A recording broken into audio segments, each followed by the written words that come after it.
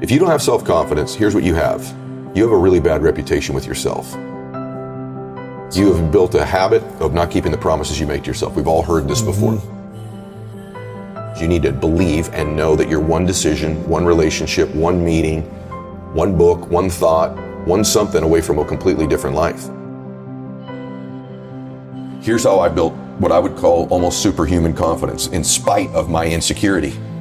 Think about that. Superhuman confidence in spite of my insecurity. It's an effort play. If you don't have self-confidence, you've never kept the promises you make to yourself. Check that box. If you have self-confidence, you've started to keep the promises you make to yourself. If you want to have superhuman self-confidence, you keep the promises you make to yourself and one more. So if I'm going to get up and I'm going to work out, I'm going to do 10 reps in the gym, I do one more. Wow. If I'm going to do 45 minutes on the treadmill, I do one more. If I want to make 10 contacts in a day, I do that and one more. If I'm going to tell my daughter I love her every day, I'm going to do that and one more. Wow. Because in life, we don't get our goals, we get our standards long term.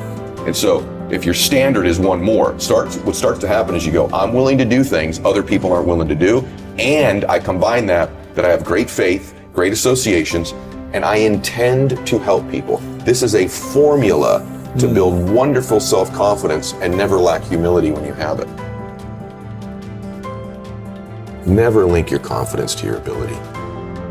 If it's predicated on your abilities or your achievements, you're always going to be chasing it.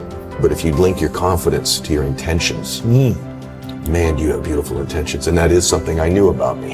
I know I have a good heart. And all of us, we run around carrying these bags of, I'm not qualified because I made this mistake. I had this bankruptcy. This relationship didn't work. I did this thing you don't know about. I'm so ashamed of. And that's why you're qualified. That's the thing that qualifies you. Yeah. The humanness in you. You are the only human being with your combination of gifts that you were given, whatever they are, and your experience. And real human beings help real human beings by being vulnerable and transparent, saying, I know where you are. I've messed up worse. I've made greater mistakes. I felt more. I know that depression. I know that anxiety. I know that shame. I know what that feels like. You're one away, one relationship, one meeting, one person, one thought away from changing your life.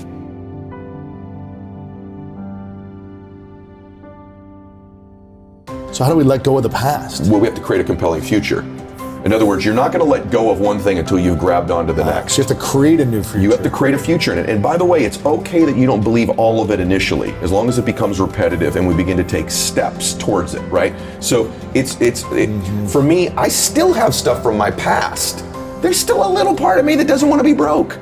There's still a little bit of fear. But you're not broke. Yeah, but you've interviewed some of the most successful actors and entertainers, so have I. And you get them privately, and sometimes on your show they go, you afraid it's going to go away? They go, yeah, I am. That's why I work so hard.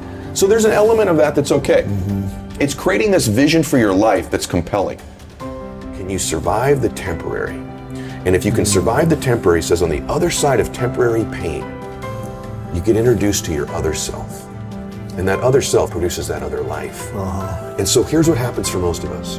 We think everything's permanent. And because we think it's permanent, we make permanent decisions based on temporary conditions.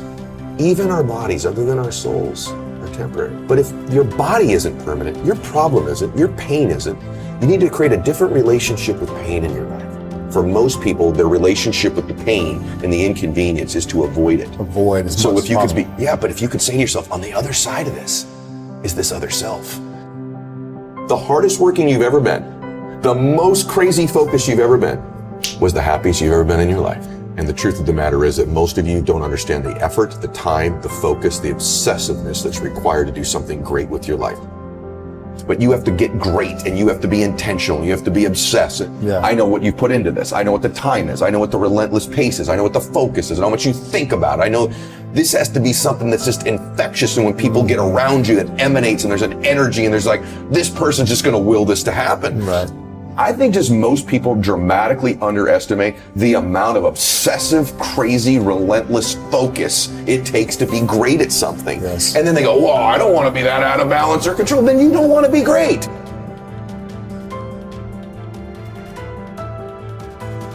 My default personality is insecure. Even today? Even today. Come on. Very much. Really? Very much. How is that default? You wake up and you say, I'm a nobody, or what? What's the I story? lack this, I'm fooling everybody. Really? If they really knew, I've always tried to disqualify myself. I was bullied as a kid. My dad was an alcoholic. I wasn't a real big guy. I disqualify myself because, the truth is that maybe for a while, everything that I got that was love when I was a child only came when I achieved something. I wasn't good in school. The only thing I was good at was sports. So my default is tons of insecurity. I love to beat myself up with mistakes I've made. I did this, I did that, I should have done this, I didn't do that. And I've always thought these mistakes, these weaknesses of mine, disqualify me from being happy or helping people. The confidence part is the thing I'm always going to have to work on. Even today, even with all the success and the massive show and the big businesses and all the homes and everything that people see. Yeah.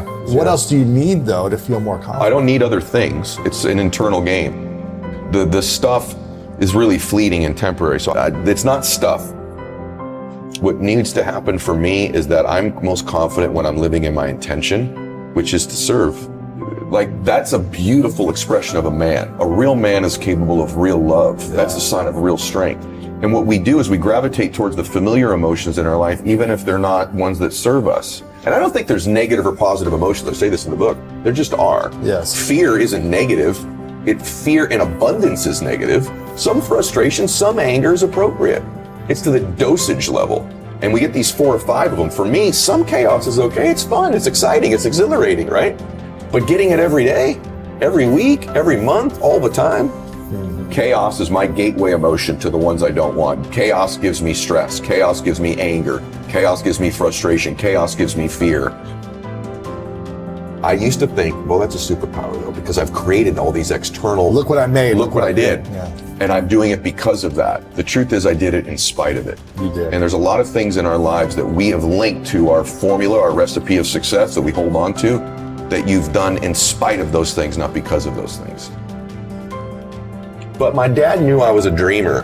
And my dad would always say, I was one decision away from changing my life the whole time. One choice. And he'd say, Eddie, you're not as far away from these dreams as you think you are. And I'd say, really, Dad? And he'd go, no, you're actually a lot closer than you think. But because you think it's so far away, you behave in accordance with that belief system, and it always keeps it that far away from you. If the things most important to you are your worries, fears, anxieties, problems, bills, you will continue to have people, places, and things revealed to you that confirm it. My definition of greatness is that you create a life that matches your vision for your life, and that's greatness, no matter what that looks like for you.